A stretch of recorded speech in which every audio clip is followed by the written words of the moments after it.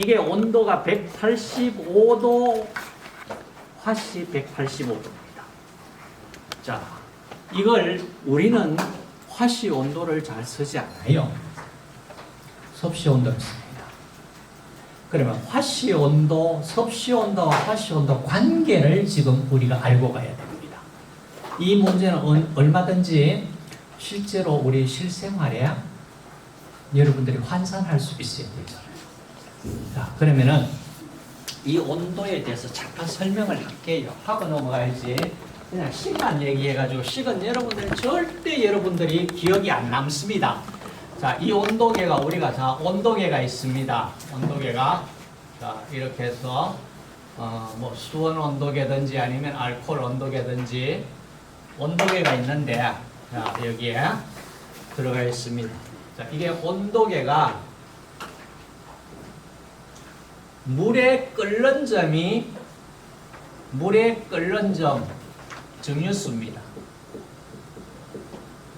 끓는 점이 0도씨 1기압 0도씨 1기압일 때 끓는 점이 100도씨잖아. 그렇죠. 물이 어는 점, 멜팅 포인트. 자, 이게 어는 점, 녹는 점, 어는 점, 녹는 점. 그러니까 0도씨입니다.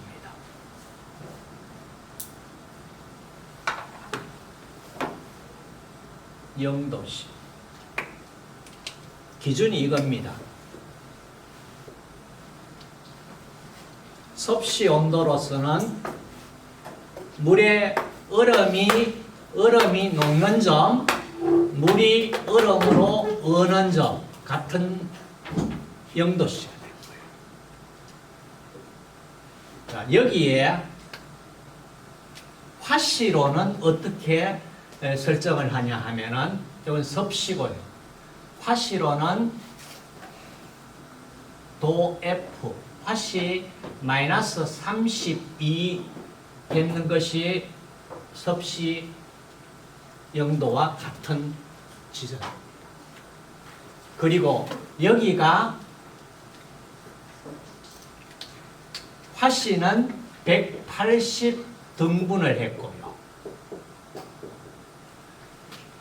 섭씨는 이걸 100등분을 했습니다. 그래서 섭씨 0도, 섭씨 100도입니다. 그러면은 이거는 같은 이 구간을 화씨는 180등분, 섭씨는 100등분을 했습니다. 그럼 여러분들 자, 요 관계에서요. 식을 하나 내가 유도를 해 줄게요. 뭐냐 하면은 섭씨 온도를 100등분 했는 것은요. 화씨 온도에 32도 했는 거에 180등분 했는 거와 같습니다. 이 식만 외우세요. 그러면 보시면은 화씨 온도를 섭씨로, 섭씨를 화씨로 바꾸려면은 어떻게 해야 되겠느냐? 자, 섭씨 온도 양쪽에 100을 곱해버리면은 섭씨 온도는 이 100을 이쪽에 100 곱하고 이쪽에 100 곱하면 똑같잖아. 그죠? 그러면은 여기에 100 곱하면 이거 없어져 버려요. 그러면은 이쪽에 180분에 100 곱했는 거 100을 여기에 넣고 이건 관로 열고 화씨 온도 마이너스 32도 이렇게 됩니다. 그럼 180도 180 나누기 10 하면 00 떨어지고 자 이게 얼마 되면 9분의 5가 되잖아. 그렇죠? 그럼 섭씨 온도는 화씨 온도에 32도 빼가지고 9분의 5를 곱해주면은 섭씨 온도로 계산이 됩니다. 그럼 여러분 이 식을 외워가지고 이게 어디서 뺐는지 이거 외우는 게 쉽지가 않죠. 그럼 뭔 식을? 이 식을 외워라 이 말이에요. 이거 외워가지고 이거 유도하는 거는 쉽죠.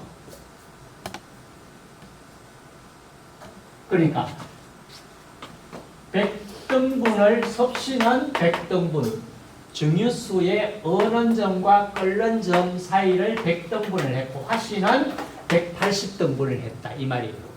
그냥 화씨에 32도를 빼주고 이것만 기억을 하세요. 이것이 그럼 계산하면은 얼마 남아요?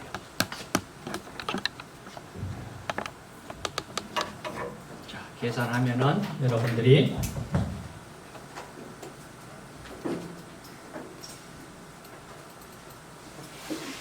여기에 뭐 나누기 1.8하고 이하고 하면 이 식의 기억이 될까?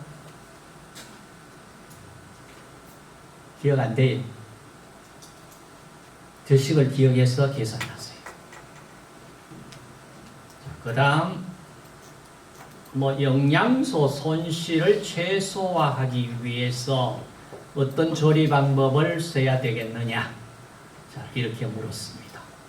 뭐 다른 거 왜 틀렸는지를 본인이 찾아낼 수 있는 힘을 기르세요. 그리고 문제는 이거 답은 뭡니까? 4번 마른 표고버섯을 불려낸 물은 찌개에 이용한다. 뭐 당연히 가능하죠. 표고버섯에 맛을 내는 물질이 있습니다. 무슨 물질? 구안일산이라고 있고요. 자, 그 구안일산이 보면은 물에 잘 녹아져 나와요. 수용성입니다. 지금 보시면은 물에 녹을 수 있는 바이타민 종류에서는 수용성 바이타민은 바이타민 B, C가 물에 녹습니다. 나머지 A, D, E, K는 지용성입니다. 그러니까 물에 녹아서 소실되는 거를 표고버섯에서 우려낸 물 속에 있는 맛을 내는 물질, 영양물질, 물에 녹았다. 만약에 바이타민 B, C 계통이 있다면 또 녹아져 나올 수가 있어요. 그죠? 그런 것들, 그 물을 찌개에 이용한다. 이거는 좋은 방법이 될 수 있습니다. 그 다음 조리 방법에 따라 티아민 손실이 가장 많은 것은 무엇이냐? 당연히 티아민, 바이타민 B1입니다. 그러니까 수용성 바이타민이잖아. 물에 녹아 소실됩니다. 그러면은 소실되는 가장 소실이 심한 게 물에 푹 넣어가지고 삼기일 수밖에 뿐이지 않느냐. 그죠? 자, 이런 식으로. 자, 나머지 부분에 대해서는 자, 조리 목적, 뭐 식품 왜 절단하나? 절단하면은 당연히 표면적이 넓어집니다. 표면적이 넓어진다면은 어떤 열을 가해서 조리도 쉽게 열 전달을 쉽게 할 수도 있을 뿐더러 조미, 그러니까 조미료 침투 이런 것들도 훨씬 용이하겠죠. 그렇기 때문에 식품을 절단한다. 그 다음에 전자레인지 조리 원리가 뭐냐? 전자레인지 조리 원리가 뭔지 여러분이 한번 물어볼까? 전자레인지가 어떻게 조리돼요? 원리가 현경아 뭘까? 진동. 진동. 진동. 뭐의 진동일까? 전... 무슨 물질, 무슨 분자냐? 수분. 주로 조리하는데 수분이 가장 많을 수밖에 뿐이잖아, 그죠? 그리고 만약 단백질 속에서도 어떤 단백질보다는 포리머 상태보다는 그 모노머 상태, 아미노산이라든지 이런 것들에 되어 있다면 그것이 그 진동 중에서도 이 로테이션이에요. 분자 회전입니다. 분자 회전에 의해 가지고 쉽게 뭐 물 분자 있는데 이 분자가 서로 회전을 하려고 그러면서 여러분 손을 이렇게 막 비비면 어때요? 열이 나요, 안 나요? 열나죠. 그죠? 이 열입니다. 그러니까 전자파를 내부까지 전자파가 침투가 되도록만 해주면은 안쪽에 분자 회전 로테이션에 의해 가지고 로테이션도 일종의 진동 바이브레이션에 포함을 해버리기 때문에 그냥 진동 그러는데 정확하게는 그 진동과 로테이션은 또 구분을 해준다면은 주로 분자 로테이션에 의한 열입니다. 마찰열입니다. 자, 거기까지 들어가려고 그러니까 조금 어려울 수도 있는데 자, 이런 부분은 내가 봤을 때는 아마 여러분들 학사학위 정도 올라오고 이러면은 그때에 이제 이런 더 명확한 좀 과학적인 깊게 좀 들어가는 부분은 설명이 될 수 있을 거예요. 자, 어찌됐든지 전자레인지에 전자파를 갖다가 흡수를 해야 되는데 만약에 전자파를 반사를 시켜버리면은 용기로 못 씁니다. 거기에 반사가 되는 게 아니고 만약에 금속 넣어버리면 거기에서 불꽃이 튀면서 화재가 발생해요. 폭발이 일어납니다. 그렇기 때문에 전자레인지에 쓸 수 없는 조리 도구가 있습니다. 그게 뭔가 생각해 보시고 그 다음에 7번은 계량컵은 어저께 우리 봤다. 기억 뭐가 나옵니까? 55, 200 기억 안 납니까? 55, 200 그거는 기억나야지. 그 문제입니다. 이거 그 문제예요. 그 다음 가열 조리 중 대치기 자, 특성에 대한 설명으로 그 다음에 조리 위한 에너지 전달 방법. 자, 이건 내가 잠깐 설명할게요. 자, 에너지 전달 방법이 여러분 크게 나누어 가지고 이겁니다. 전도, 대류, 복사. 자, 이 세 가지인데 자, 이거 구분을 못하는 사람이 있습니다. 자, 열 전달 속도는요.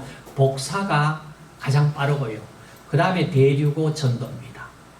자, 전달 속도는 기억하시고 설명을 간단하게 설명할게요. 자, 물질의 이동이 없는 것이 전도입니다.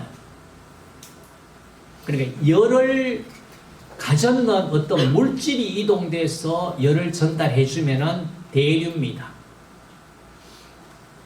자, 무슨 얘기냐 하면은 여러분들 물을 갖다가 끓인다든지 아니면 전기 스팀으로서 어떤 조리 열을 공급을 해주는 이런 경우 같으면 열 에너지를 누가 움직여줍니까? 물이 움직여주고 전기가 움직여주죠. 그렇잖아. 이게 대류예요. 전도라고 하면 뭐냐 하면 물질 이동이 없습니다. 쉽게 얘기하면 자, 뜨거운 냄비 속에 어떤 음식이 있는데 자, 숟가락을 첩에 담궈 보니까 쥐고 있는 쪽에는 안 뜨거워요. 나중에 시간 지나고 나니까 숟가락 내가 쥐고 있는 부분에 열이 와서 뜨겁죠. 그거 실험 빨리 하려고 그러면 그냥 숟가락 젓가락을 불 속에 한번 집어넣어 보세요. 처음 내 잡고 있는 꽃은 열이 전달 안 됐죠. 좀 있으면은 열이 전달돼 가지고 내가 쥐고 있는 쪽이 너무 뜨거워서 손으로 쥐고 있지를 못합니다. 열이 전달돼 왔죠. 그렇죠. 그러면 금속 막대를 통해서 열이 전달돼 왔습니다. 그럼 그 열 전달을 해주는 게 금속이 저 끝쪽에 있던 불 속에 있던 금속이 움직여 가지고 이쪽에 내가 잡고 있는 금속 쪽으로 금속이 움직여 열을 가지고 왔습니까? 아니지. 금속은 그대로 있어요. 그 자리에 있어요. 그런데 열은 내가 느낍니다. 끝쪽에 잡고 있어. 그게 물질의 전달이 아니고요. 물질의 전달이 아니고 그래서 그걸 우리가 이름을 전도라고 이름을 붙였고요. 물질의 전달, 물질이 열 에너지를 움직이는 건 대류입니다. 그 다음 밑에 복사는요. 자, 여러분이 진공 속에 빛이 통과될까 안 될까? 진공의 소리는 전달이 안 돼요. 그런데 빛은요, 진공 속에서도 그대로 빛의 속도로 들어옵니다. 바로 그것을 우리가 복사라고 합니다. 당연히 복사도 중간 매체 없이, 공기 이런 거 없이도요, 전달됩니다. 자, 이걸 갖다가, 자, 연료원으로부터 중간 매체 없이 가열될 물체로 직접 전달하는 것으로 조리 용기의 표면이 검고 거칠수록 열을 잘 흡수합니다. 그래, 자, 열을 중간 매체 없이 전달을 해주는 것을 우리가 대류는 전달 매체가 있어야 됩니다. 열은 전달 매체가 없이 열이 전달되는 것은 전도와 복사뿐입니다. 근데 전도와 복사뿐인데 이 복사는 뭐 햇빛하니까 좀 이상하다. 아니면은 이 아궁이에 여러분들 그 불을 쬐고 있다라고 생각을 해보세요. 자, 불을 쬐고 있으니까 따뜻하지, 그죠? 따뜻한데 그러면 공기가 데워져서 나 있는 데까지 오는 대류 부분도 일정 부분 있어요. 있는데 따뜻한 빛을 열을 갖고 있는 복사선, 그러니까 빛이 있습니다. 그 빛이 적외선입니다. 아시겠어요? 적외선을 열선이라고 해요. 그 적외선이 나 있는데 직접 바로 오는 겁니다. 진공 속에서도 올 수 있습니다. 공기 있어도 오지만은 진공을 통해서도 옵니다. 빛은 진공 속에서 가장 속도가 빠릅니다. 그러니까 빛을 통해서 빛을 복사선이라고 해요. 자, 빛에는 어떤 종류 빛이 있습니까? 우리 눈에 보이는 가시광선 영역이 있고요. 안 보이는 적외선, 자외선, 그 다음에 그 바깥에 뭐 X선, 감마선, 라디오파, 다 아주 다양한 종류의 빛이 있습니다. 여러분들, 체온계 있죠? 체온계, 그거 지금 재고 있는 거 있잖아. 그거 원리가 적외선 원리입니다. 우리 몸에서 발산하는 열, 적외선 감지해내는 체온계입니다. 아시겠어요? 그럼 지금 이제 설명을 하려고 하면 빛의 종류 가지고도 설명해야 되면 1시간 가지고도 모자라요. 자, 어찌됐든지 조리 위한 에너지 전달 방법은 이거 어떤 문제가 나오더라도 굉장히 다양한 문제가 나올 수가 있어요. 그러니까 자기 것으로 만들어서 문제를 풀 수 있도록 해주세요. 자, 그 다음 쭉 넘어갑시다. 13번이 조미료 침투 속도 어제 국가고시 시험 나왔던 문제죠. 그런데 어제 문제하고 똑같아요? 똑같아요? 안 같아요?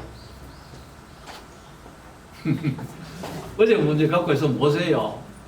만약에 이 문제가 똑같다고 그러면은 똑같아요?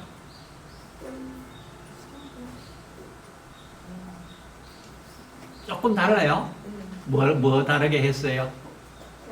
여기 문제는 오이무침을 예를 들었고요. 예. 여기는 조미료 침투 속도라고 예. 그렇게 말한 것 같아요. 그래, 오일문칩인데 이제 결국에는 조미료가 세포 속에 어떻게 해가지고 침투해서 들어갈까?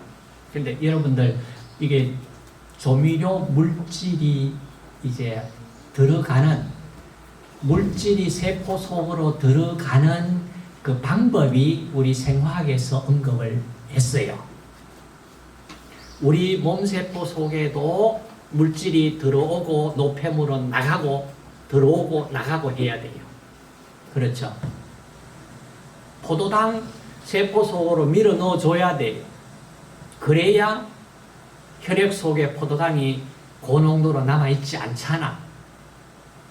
못 밀어 넣어 주니까 혈액 속에는 포도당이 넘쳐난다. 그게 결국에는 뭡니까? 당뇨병이잖아. 그죠? 그러면 그 물질이 세포 속으로 들어갈 때, 자, 들어가는 방법이 몇 가지가 언급되어 있어요. 그 능동수송이냐, 능동수송이라는 얘기는 에너지가 필요하다고 그랬어요. 그 다음에 수동수송은 에너지가 필요하지 않는데 그 어떤 물체를 운반하는 운반체가 필요하나 필요하지 않느냐에 따라서 확산, 촉진, 그 다음 능동수송, 에너지, 무슨 에너지 필요하냐, 그 다음 어떤 이온 채널이 있느냐, 이런 것들 전체적으로 한번 봤을 거예요. 그래서 물질 이동, 이거 상당히 중요합니다. 그 부분에 문제가 또 자주 나와요. 그 다음 14개, 식품 계량, 뭐 이건, 계량도 좀 보고 넘어가야 되겠네. 자, 밀가루는 눌러 담은 후 계량한다. 아니죠. 틀렸습니다. 밀가루 그냥 체에 살살 쳐가지고 위에 남았는 거는 뭐 스패츌라 같은 거로 그냥 제거해버립니다. 툭툭 치고 해가지고 하면 안 됩니다. 밀가루 이외에 백설탕은 꾹꾹 눌러 담아 계량한다. 이거는 맞아요. 밀가루 이외에는 뭐 백설탕, 흑설탕 할 것 없이 마가린 녹여가지고 꾹꾹 눌러 담아가지고 합니다. 그 다음 꿀 점성이 높은 액체는 할편 계량컵을 이용한다. 이것도 할편 계량컵도 위에 남는 거는 점성이 있으니까 그냥 이렇게 잘라서 내버리는 어떤 그런 스패츌라 이런 게 달려져 있는 컵이에요. 답은 몇 번입니까? 응? 백설탕 답은 5번 맞죠? 꿀 등은 점성이 높은 액체는 할편 계량컵 이용한다. 맞고, 백설탕은 꾹꾹 눌러 담아 계량한다. 꾹꾹 눌러 담아 계량은, 자 봅시다. 여기에 지방 마가린은 실온에 방치해서 부드럽게 해서 꾹꾹 눌러 담고 컵을 위에서 컵 위를 깎아내라. 그 다음에 계량 흑설탕은 계량컵에 꾹꾹 눌러 담은 뒤 스패츌라로 컵 위를 깎은 후에 측정해라. 꿀 기름은 점성 있는 액체는 할편 계량컵을 사용한다. 자, 5번이 답이고 2번 백설탕은 꾹꾹 눌러 담아 계량한다. 아니죠. 위에 그 윗면을 스패츌라로 깎아내는 걸 지금 설명을 안 했잖아. 그죠?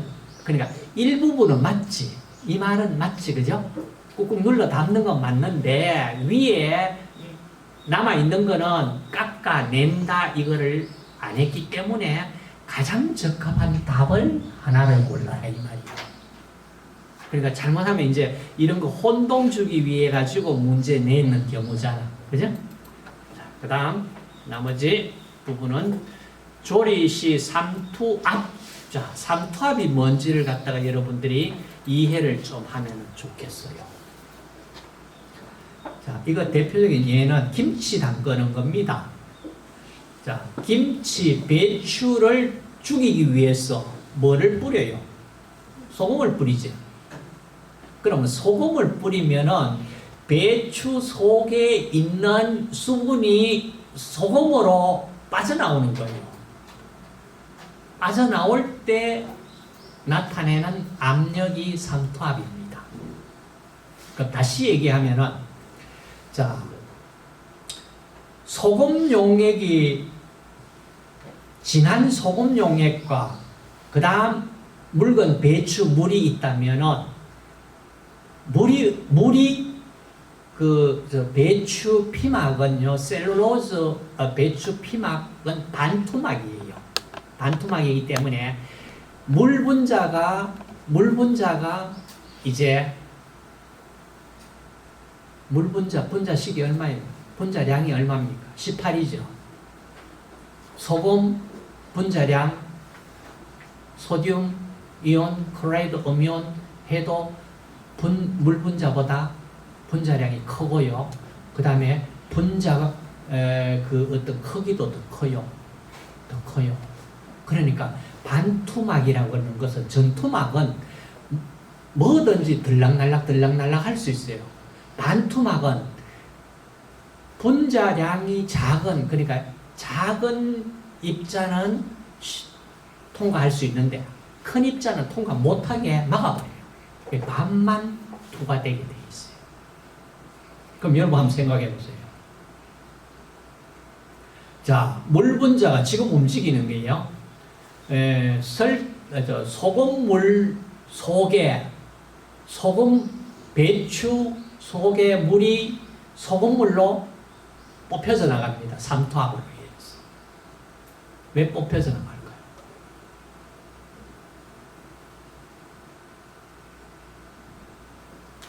그냥 뽑혀져 나갑니다. 끝이 아니고요. 끝이 아니에요. 여러분 한번 배추를 소금에 절였는데 왜 배추 속에 물이 소금으로 뽑혀져 나가나?